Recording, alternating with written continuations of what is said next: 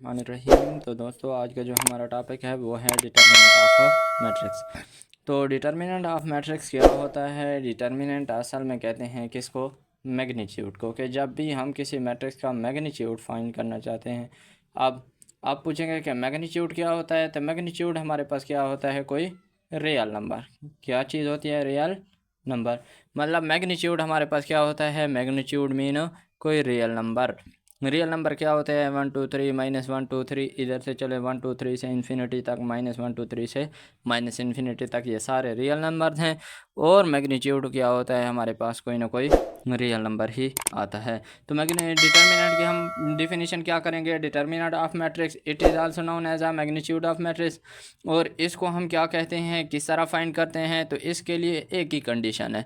Determinant के लिए कौन सी कंडीशन है? कि हमारे पास क्या होना चाहिए? मैट्रिक्स हमारे पास स्क्वायर होना चाहिए। अब स्क्वायर के लिए भी कंडीशन मैं आपको बताता हूँ कि स्क्वायर मैट्रिक्स क्यों होना चाहिए। स्क्वायर मैट्रिक्स क्योंकि डिटर्मिनेंट पे हम क्या करते हैं? दो काम करते हैं। क्या करते हैं? दो काम करते हैं। हमारे पास क्या है? ये वाले, इस वाले एलिमेंट को हम क्या कहते हैं? मेन डायगोनल कहते हैं। कौन सा वाला एलिमेंट है हमारे पास? Main diagonal. मैंने आपको बताया था पिछले लेक्चर्स में कि डायगोनल हमारे पास किस में एग्जिस्ट करता है? सिर्फ और सिर्फ स्क्वायर मैट्रिक्स में एग्जिस्ट करता है। अगर स्क्वायर मैट्रिक्स हमारे पास ना हो तो फिर डायगोनल एग्जिस्ट नहीं करता। और इस वाले एलिमेंट को, इस वाले डायगोनल को हम क्या कहते हैं? Secondary diagonal. कौन सा वाला डायगोनल? Secondary diagonal. ये मैंने आपको पीछे वाले लेक्चर में बता दिया था कि ये कौन सा हमारे पास डायगोनल होता है, ये वाला कौन सा डायगोनल होता है। अब हमने काम कौन सा करना है? हमने सिर्फ ये काम करना है कि डायगोनल वाले एलिमेंट्स को क्या करेंगे? मेन डायगोनल वाले एलिमेंट को आपस में मल्टीप्लाई करेंगे। और उसके बाद क्या करेंगे? उसको सेकेंडरी डायगोनल में से हम क्या कर देंगे? माइनस कर देंगे। तो इसके लिए हम फार्मूला ये वाला भी लिख सकते हैं कि main diagonal minus secondary diagonal. Secondary diagonal, ये हमारे पास इसका फार्मूला हो गया। कि हम इसको किस तरह कह सकते हैं कि मेन डायगोनल, ये DGL सिंपल हम किसको कहते हैं? डायगोनल के लिए लिखते हैं। तो main diagonal minus secondary diagonal के, मेन डायगोनल के एलिमेंट को आपस में मल्टीप्लाई करो, माइनस सेकेंडरी डायगोनल के एलिमेंट को आपस में मल्टीप्लाई करो, माइनस करो। जितना आंसर आ जाए वो हमारे पास क्या होगा? इसका मैग्नीट्यूड होगा या डिटर्मिनेंट होगा। इसको लिखने का तरीका हमारे पास क्या है? कि सबसे पहले हम ए को क्या करते हैं? इस तरह लाइंस में बंद करते हैं। मैट्रिक्स को भी इस तरह लाइंस में बंद करते हैं। अब हम कंडीशन की तरफ आते हैं। मेन डायगोनल, ये वाला हमारे पास कौन सा वाला डायगोनल है? Main diagonal. तो इसके एलिमेंट्स को हमने आपस में मल्टीप्लाई किया, माइनस इस वाले एलिमेंट को हमने क्या कर दिया? आपस में मल्टीप्लाई कर दिया। तो हमारे पास आंसर क्या आया? 3 का 4 -2 × 5, और इससे हमारे पास कौन सा आया? 2। तो इसका मैग्नीट्यूड या डिटर्मिनेंट हमारे पास कितना है? 2 है। तो ये है दोस्तों डिटर्मिनेंट को फाइंड करने का तरीका। और डिटर्मिनेंट के लिए ये कंडीशन होना लाजमी है, क्योंकि अगर स्क्वायर मैट्रिक्स नहीं होगा तो हमारे पास डायगोनल एग्जिस्ट नहीं करेगा। डायगोनल नहीं होगा तो हम उसका डिटर्मिनेंट फाइंड नहीं कर सकते। उसके बाद हम क्या करते हैं कि सिंगुलर मैट्रिक्स और नॉन सिंगुलर मैट्रिक्स को डिफाइन करते हैं। सिंगुलर मैट्रिक्स हमारे पास कौन सा मैट्रिक्स होता है? ऐसा मैट्रिक्स जिसका डिटर्मिनेंट हमारे पास क्या आना चाहिए? 0 आ जाए तो हम उसको कहते हैं सिंगुलर मैट्रिक्स। और नॉन सिंगुलर तो फिर इसका उलट हो जाएगा कि जिसका डिटर्मिनेंट हमारे पास 0 के इक्वल ना आए तो ये क्या हो जाएगा? नॉन सिंगुलर हो जाएगा। अब देखते हैं दोस्तों, ये चेक करते हैं कि ये जो हमारे पास मैट्रिक्स गिवन है ये हमारे पास सिंगुलर मैट्रिक्स है या नॉन सिंगुलर मैट्रिक्स है। तो इसके लिए हम क्या करते हैं? सबसे पहले इसका डिटर्मिनेंट फाइंड करते हैं। डिटर्मिनेंट कैसे फाइंड करते हैं? कि ए का डिटर्मिनेंट इज इक्वल टू, पहले इसको इस तरह लिखें, 2 3 -7। आप इसके डायगोनल वाले एलिमेंट को, मेन डायगोनल और सेकेंडरी डायगोनल को आपस में क्या कर दें? मल्टीप्लाई कर दें। तो ये माइनस माइनस होगा, -4 मल्टीप्लाई बाई -7, और इधर दरमियान में और माइनस, और इसके बाद आएगा 3 × 2। अब माइनस माइनस मल्टीप्लाई में क्या होते हैं? हमारे पास प्लस होते हैं। तो ये हमारे पास कितना आ जाएगा? 4 7 28, और -3 2 6। तो टोटल हमारे पास कितना आया? हमारे पास 28 से ये चला जाए, 6 चला जाए, तो हमारे पास कितना आता है? 22। और अब ये क्या डिटर्मिनेंट हमारे पास क्या आया? A determinant not equal to 0, मतलब 22 तो 0 से बड़ा है, 0 नहीं है। तो ये हमारे पास अब कौन सा मैट्रिक्स हो जाएगा? ये मैट्रिक्स हमारे पास हो जाएगा non singular matrix. Non singular matrix.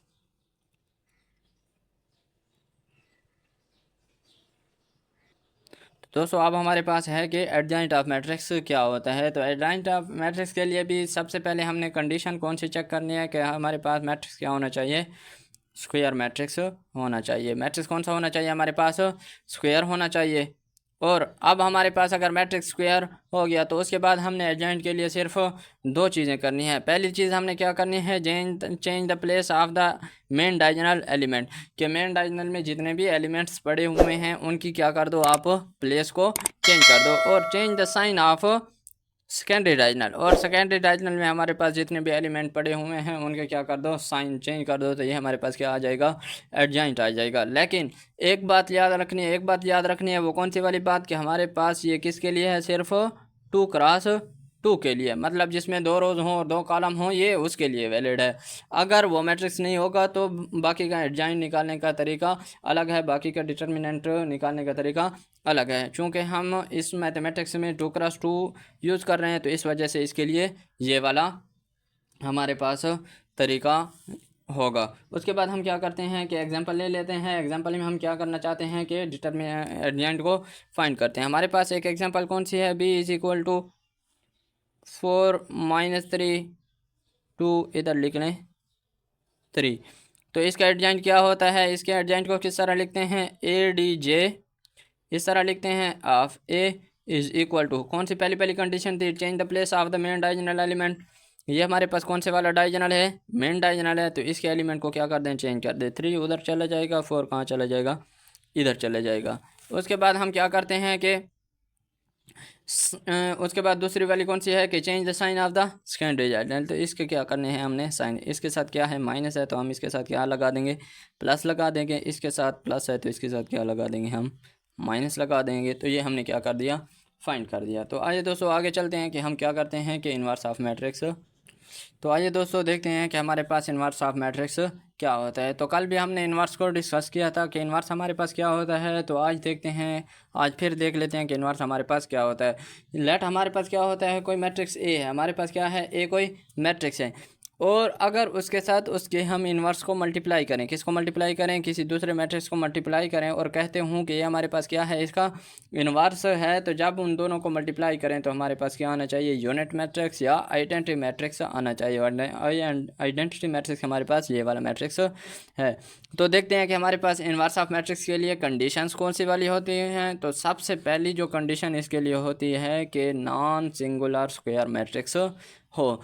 तो सबसे पहली वाली कंडीशन हम इधर क्या लिख लेते हैं कि ये हमारे पास कौन सा मैट्रिक्स होना चाहिए, नॉन सिंगुलर। कौन सा वाला होना चाहिए, नॉन सिंगुलर। और हमारे पास जब सिंगुलर का नाम आ जाएगा तो हमारे पास स्क्वायर मैट्रिक्स खुद ब खुद आ जाएगा, क्योंकि मैंने आपको बताया था कि जब तक हमारे पास स्क्वायर मैट्रिक्स हो तो हम उस स्क्वायर मैट्रिक्स हो हमारे पास, तो हम उसका डिटर्मिनेंट लेते हैं, और डिटर्मिनेंट के बाद हम बता देते हैं कि ये क्या है, हमारे पास सिंगुलर है या नॉन सिंगुलर है। नॉन सिंगुलर हमारे पास क्या है कि हमारे पास इसका डिटर्मिनेंट नॉट इक्वल टू 0 आना चाहिए। तो अब हम क्या करना चाहते हैं कि ये हमारे पास क्या होना चाहिए, नॉन सिंगुलर। और नॉन सिंगुलर हम किस तरह फाइंड करते हैं, इस तरह के उसका डिटर्मिनेंट नॉट इक्वल टू 0 होना चाहिए। फिर उसके बाद हम क्या करते हैं, दूसरे स्टेप में उसका डिटर्मिनेंट तो हमने फाइंड कर दिया। अब हम क्या करना चाहते हैं, इसका एडजॉइंट फाइंड करेंगे। क्या फाइंड करेंगे, एडजॉइंट ऑफ ए फाइंड करेंगे, मतलब जो मैट्रिक्स हमारे पास गिवन है उसका क्या करेंगे, एडजॉइंट फाइंड करेंगे। उसके बाद हमारे पास इन्वर्स का फार्मूला कौन से वाला होगा, इन्वर्स का फार्मूला हमारे पास होता है कि adjoint of A divided by determinant of A. ये हमारे पास क्या है, इन्वर्स का फार्मूला है। तो आइए देखते हैं, एक एग्जांपल लिखते हैं, उसमें हम क्या करते हैं, इसका इन्वर्स फाइंड करते हैं। तो आइए दोस्तों अब हम एग्जांपल करते हैं। हमारे पास एक मैट्रिक्स गिवन है ए, जो कि है -2 -1 3 व 4। अब हमें क्या करना है, इसका इन्वर्स फाइंड करना है। इसका इन्वर्स फाइंड करने के लिए हम क्या करेंगे, सबसे पहले इन्वर्स के लिए जो हमने स्टेप लिखे हैं वो करेंगे। तो इसका इन्वर्स कैसे फाइंड होगा हमारे पास, के सबसे पहले इसका डिटर्मिनेंट चेक करते हैं। अगर डिटर्मिनेंट हमारे पास 0 आ जाए तो ये सिंगुलर हो जाएगा, इसका इन्वर्स पॉसिबल नहीं है। अगर ये हमारे पास नॉन सिंगुलर आ जाए, मतलब डिटर्मिनेंट इसका नॉट इक्वल टू 0 आ जाए, तो फिर हमारे पास ये क्या है, पॉसिबल है, तो हम इसको फाइंड कर सकते हैं। तो अब हम क्या करना चाहते हैं, सबसे पहले इसका डिटर्मिनेंट के किस तरह फाइंड करते हैं कि इसको इसके साथ मल्टीप्लाई करते हैं, इसको इसके साथ। अब इसके साथ माइनस है, ये वाला माइनस इसके साथ होकर क्या बन जाएगा, प्लस बन जाएगा। तो हमारे पास बड़े वाला साइन आता है तो -5 आ जाएगा। अब 5 है तो ये हमारे पास कौन सा मैट्रिक्स हो जाएगा, नॉन सिंगुलर मैट्रिक्स हो जाएगा। अब हम क्या करना चाहते हैं कि इसका एडजॉइंट फाइंड करेंगे। सेकंड स्टेप है हमारे पास। तो एडजॉइंट कैसे फाइंड होता है हमारे पास, adjoint of A is equal to ये लिख लेंगे। अब एडजॉइंट पे हम क्या करते हैं कि मेन डायगोनल के एलिमेंट को हम आपस में इंटरचेंज करते हैं। तो ये 2 इधर है तो ये 2 किधर चला जाएगा, इधर, और 4 उधर चला जाएगा। उसके बाद हम इनको क्या करते हैं, इनके साइन चेंज करते हैं। क्या करते हैं, इनके ये इंटरचेंज हो जाएंगे आपस में, और ये इनके क्या हो जाएंगे, हम आपस में साइन चेंज कर देंगे। तो ये -1 है तो इधर क्या हो जाएगा, +1 हो जाएगा। ये +3 है तो ये क्या हो जाएगा, -3 बन जाएगा। अब हम क्या करना चाहते हैं कि अब हम देखते हैं कि क्या हमारे पास इसका फार्मूला कौन सा है इन्वर्स का, कि ए का डिटर्मिनेंट गलत, adjoint of A is divided by determinant of A, ये हमारे पास क्या है, इन्वर्स का फार्मूला है। तो अब हम चेक करना चाहते हैं कि क्या हम कि इसका इन्वर्स कैसे है। तो ये हमारे पास क्या है, एडजॉइंट हमने लिख लिया, ये हमने क्या लिख लिया, इन्वर्स लिख लिया। तो हमने एक चीज़ पढ़ी थी कि स्केलर मल्टीप्लिकेशन का, किसी मैट्रिक्स के साथ हम स्केलर को कैसे मल्टीप्लाई करेंगे। तो ये डिवाइड में पड़ा हुआ है तो सब के नीचे किस में आ जाएगा, हमारे पास डिवाइड में आ जाएगा। तो ये माइनस है तो माइनस, ये 4/5, ये भी इसके साथ 1/5 तो माइनस लग जाएगा। इसके साथ पहले से माइनस है तो ये क्या बन जाएगा, प्लस बन जाएगा। इसके साथ भी पहले से माइनस है तो ये क्या बन जाएगा, प्लस। तो अब ये हमारे पास क्या आया, इन्वर्स आया। अगर आप चेक करना चाहते हैं कि क्या हमने इन्वर्स सही निकाला या गलत निकाला, तो अब आप क्या कर सकते हैं, मैट्रिक्स ए और ए के इन्वर्स को क्या कर दें, आपस में मल्टीप्लाई कर दें। तो आपके पास क्या आ जाएगा, आइडेंटिटी मैट्रिक्स आ जाएगा। और इसको आप चेक कर सकते हैं क्योंकि हमने मल्टीप्लिकेशन ऑफ मैट्रिसेस पढ़ा हुआ है। उसके बाद चलते हैं, तो आइए दोस्तों देखते हैं कि ये वाली कंडीशन हमारे पास क्या कंडीशन है। कि पहले हमने क्या करना है, ए बी मैट्रिक्स को मल्टीप्लाई करना है, फिर इसका होल इन्वर्स लेना है। ये किस चीज़ के इक्वल आता है हमारे पास, बी इन्वर्स ए इन्वर्स। ये क्या है, ये कंडीशन हमारे पास कब सेटिस्फाई होती है, ये इक्वेशन कब सेटिस्फाई होती है हमारे पास, ये हर वक्त हर मैट्रिसेस में हमारे पास सेटिस्फाई नहीं होती। मतलब हर वक्त हम इस तरह नहीं कह सकते कि ए बी का whole inverse is equal to B inverse A inverse. ये सिर्फ और सिर्फ इसके लिए ओनली एक ही पॉसिबिलिटीज़ है। वो कौन सी वाली है कि मैट्रिसेस हमारे पास कौन से होने चाहिए, स्क्वायर मैट्रिसेस होने चाहिए, और वो क्या हों, नॉन सिंगुलर हों। नॉन सिंगुलर और उनका ऑर्डर भी क्या होना चाहिए, सेम ऑर्डर होना चाहिए। तो फिर हम कह सकते हैं कि हमारे पास क्या है, ए पहला मैट्रिक्स है, ये हमारे पास दूसरा मैट्रिक्स है, उसको मल्टीप्लाई करो, इन्वर्स लो। वो इन्वर्स हमारे पास किसका आता है कि पहले आप किसका इन्वर्स ले लो, दूसरे मैट्रिक्स का इन्वर्स ले लो, फिर उसके बाद क्या कर लो, पहले मैट्रिक्स का इन्वर्स ले लो, और दोनों को आपस में क्या कर दो, इसको मल्टीप्लाई कर दो। तो ये वाली साइड और ये वाली साइड आपस में क्या हो गई, इक्वल होगी। अदरवाइज ये हमारे पास बाकी मैट्रिसेस में इक्वल्स नहीं आती। सिर्फ और सिर्फ एक पॉसिबिलिटी कि हमारे पास कौन से होने चाहिए, मैट्रिसेस नॉन सिंगुलर होने चाहिए और सेम ऑर्डर के होने चाहिए। तो ये हमारे पास पॉसिबल है। तो इंशाल्लाह नेक्स्ट लेक्चर में हम क्या करेंगे कि इस चैप्टर की क्या करेंगे, एक्सरसाइज 1.5 को, एक्सरसाइज इसकी कौन सी वाली करेंगे, 1.5, इसको डिस्कस करेंगे नेक्स्ट लेक्चर में। तो इंशाल्लाह आज का लेक्चर यहाँ पे ख़त्म होता है। तो मिलते हैं दोस्तों।